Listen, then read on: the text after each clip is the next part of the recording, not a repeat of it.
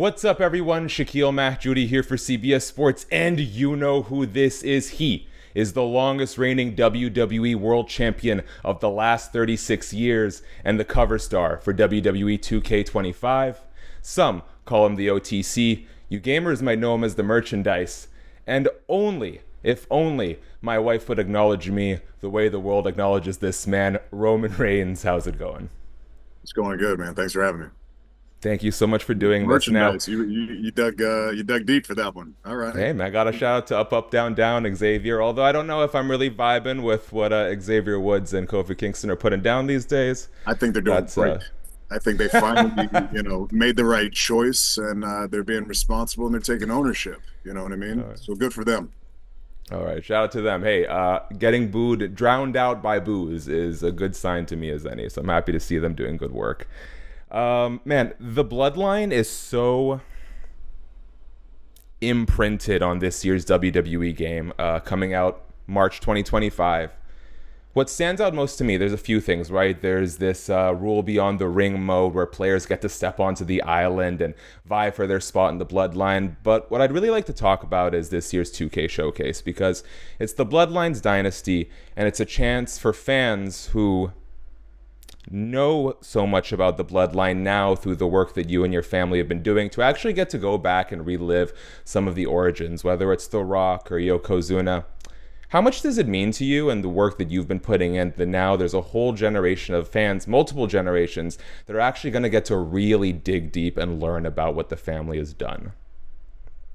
Well, I've always tried to implement the word representation, and I've said it, on our show. I probably drilled it into Jay's head over and over on TV, because I really firmly believe in that. And I think that we've done such a phenomenal job with everything that we've done over the past few years that, I mean, we're in a situation where the whole video game, WWE 2K25, is for the first time created around one man, around one family.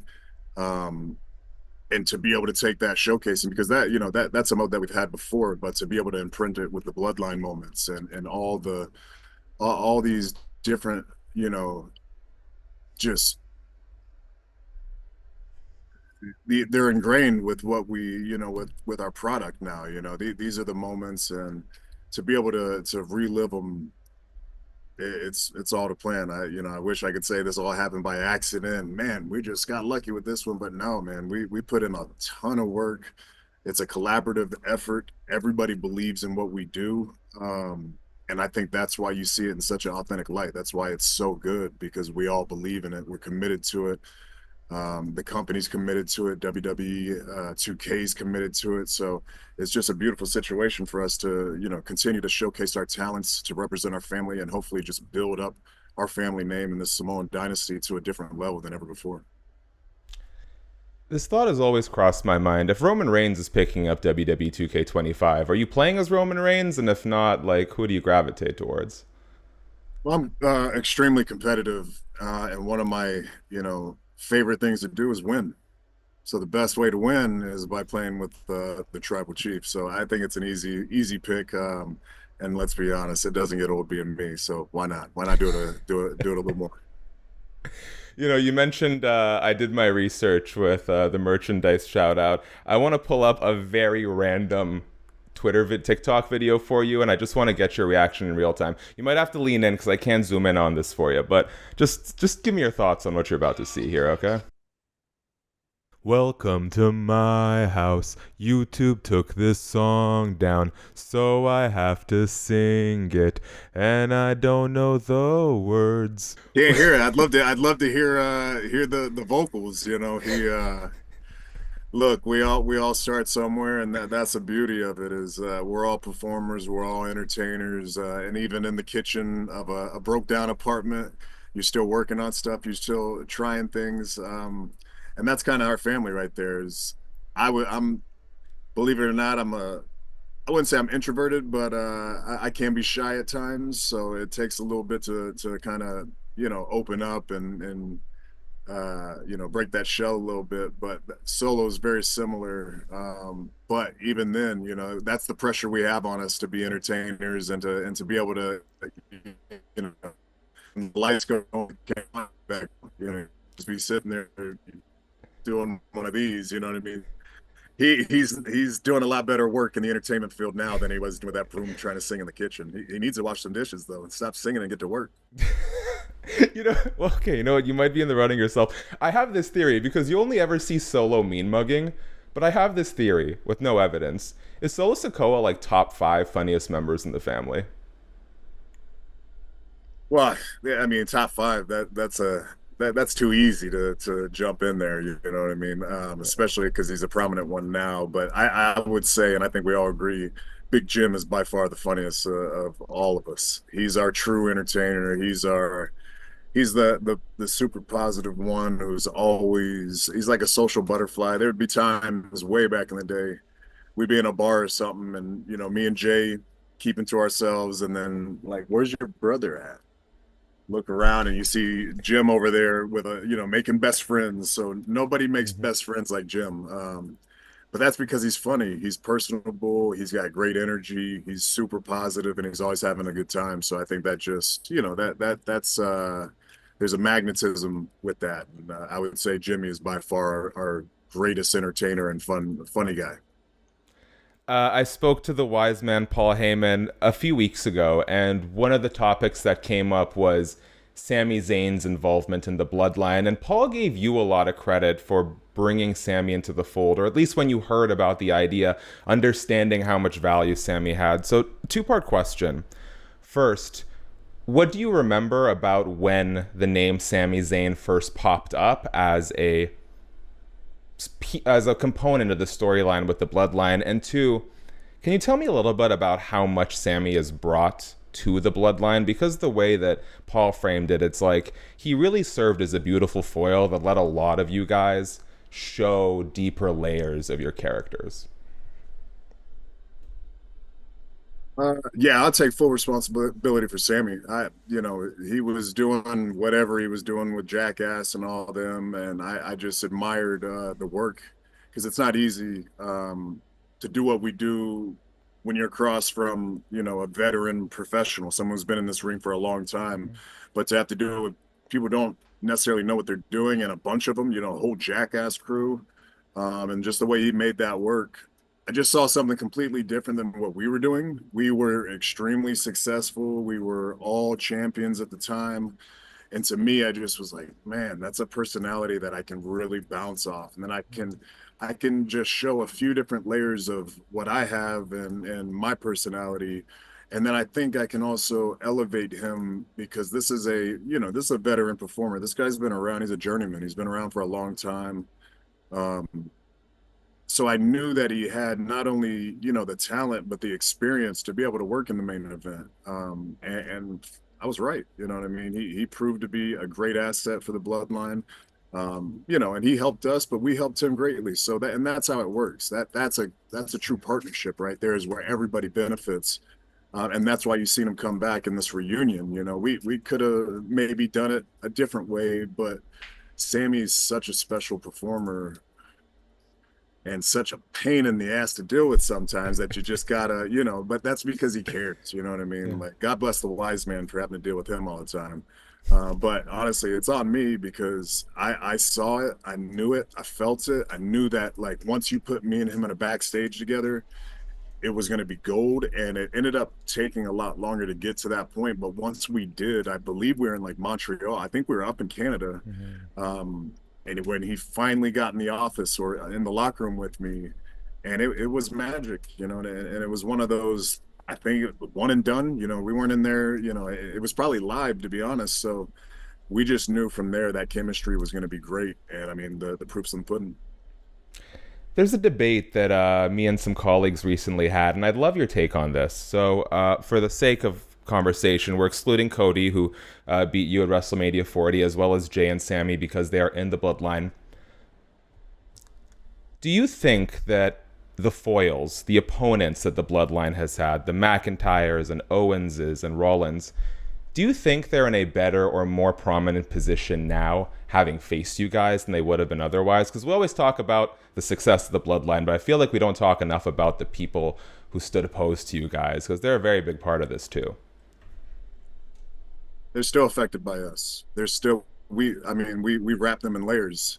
Just the way that we've done for ourselves and how I just described what we did with Sami and for Sami and how Sami helped us. We've done it with everybody. Drew still his moral code is based off of the abuse that I put him through, the knowledge that I dropped on him. I literally just saw something like a promo that we did years ago, and I was telling him like, "You're gonna thank me one day," and that was the truth. And I think that's the beauty of this is we're very creative in what we do, but we don't go so far outside of the realm of the real world and trying to keep that continuity and that authenticity to where people can relate to it. But yeah, I think there's no question. All those guys, Seth, I mean, he was running with us in April, and we weaved him in throughout that whole process. Look, Cody's a great champion. He beat me, so he's got to be right. But he was never more relevant than when he was in my circle, when he was on my island. And that continues to shine through. So that's the beauty of this is, you know, even when they feel like they're done with us or we're done with them, we're still able to push everybody and make everybody better because it's a competition and there's no sabotage. There's no, bullshit behind the scenes type stuff. The cream rises to the top. And if you're better than me, then go out there and show me. You can get as much time as you want. You know what I mean? Go out there and hold that time and show that you're a commodity to this product. And that's what we just continue to do. And anybody who orbits me in the bloodline, it's proven. Roman, I know we're running a little low on time as much as I'd like to do this for an hour. So I'm going to run you through some rapid fire, some stuff a little bit off the beaten path, okay? Yeah, I know I can't afford it, but I appreciate you making this time happen. First, I imagine it's not seeing a lot of use these days, but what's the strangest place that you've blown up that air mattress of yours? I told you about the air mattress. I told you about that. You did your homework. I do my research, man. I do my deep dives. You actually did. You talked about it on, I think it was GQ, the 10 things that you have with you in your travel. Okay. Well, I don't have to do that anymore, but I'm a clever man. I'm always thinking don't let the good looks fool you. I'm very cerebral. Look, before I had a bus and I was a younger man, my hours were a little different than they are now. So sometimes I didn't get much sleep, and sometimes that was due to recreation, sometimes that was due to travel, or both. So if you don't get too much sleep in that hotel room and you got to get to the building and you want to lay down and you can't be guaranteed that it's a different building, every single building. So you don't know exactly what you got in the locker room. I Amazoned a little blow up, like camping mattress, and I blow it up every once in a while to take a little pre-show nap. And anytime anyone ever walked in the locker room and see me using this thing, it would just blow everybody's mind. And they'd all think like, why didn't I think of that? Because you're not the tribal chief. We talk about, rightfully, the Bloodline's great Samoan heritage, but what's the most Sicilian thing about Roman Reigns? And my mom and grandma. That's what's crazy is, being around my mom's family, that Italian family, the love and the bond and the tradition, the eating, the camaraderie, the gathering. It's very similar in a weird way to a Polynesian family, a Samoan family. And in a weird way, we've been blessed with, seeing the Italian family dynamic through entertainment and movies and things like that. So there's no secret that there's a bit of a hierarchy within those families, and that's how our families are too. We have a great deal of respect for our elders, and we put a huge priority on that. So if you were ever to come around our family at a family barbecue or any type of gathering, you would just see how much we elevate our elders and we take care of them and how much respect we have for them. And that's just been ingrained, in us from the beginning. But unfortunately, yeah, my dad's side was so dominant that I didn't get much time around my mom's side unless we were traveling to go see them. that man, sometimes it just feels like, to me, I'm nothing but Samoan, but I take deep pride in my mom's side and representing my mom's side of the family, and I'm still in touch with her sister and her and some of my cousins, her sons. But yeah, man. Okay. Last one, I'll let you go here, Roman. It's okay if nothing comes to mind. You spent a lot of time on the road with Jon Moxley. I just interviewed him a month ago. Very unique character. Can you give me one story on the road with Jon Moxley that just encapsulates the kind of guy that he is? It's been a it's been a while. I haven't talked to him in a bit. There's so many. I can't tell you. I'm trying to think of like the kookiest one because he has a bunch of them. But the one thing about Mox is you can't like GPS him. You know what I mean? Like you can't be like, oh, he's right here. Like, don't worry. Like we have no clue where he is, but we always knew he would be there. And I can't tell you how many times. And sometimes, a lot of times we'd be up in the concourse. So we all get up there together, and then you're wondering where he is, like, because there's only so many places to hide.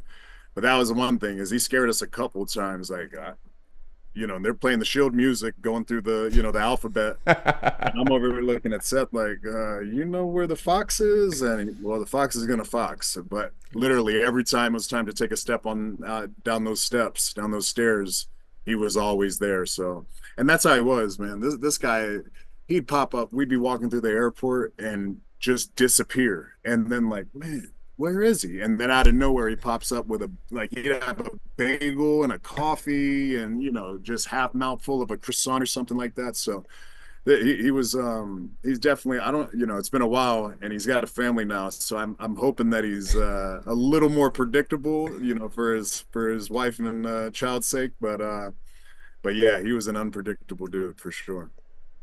Roman, ahead of WWE 2K25 coming out March. Guys, if you want to win, there's only one guy you can play as, and that's the original Tribal Chief, Roman Reigns. If there's anything you want to tell the people, man, I'll let you have the last word. Make it easy. Select me, acknowledge me, and win. And everything will be much better for your life. You're welcome.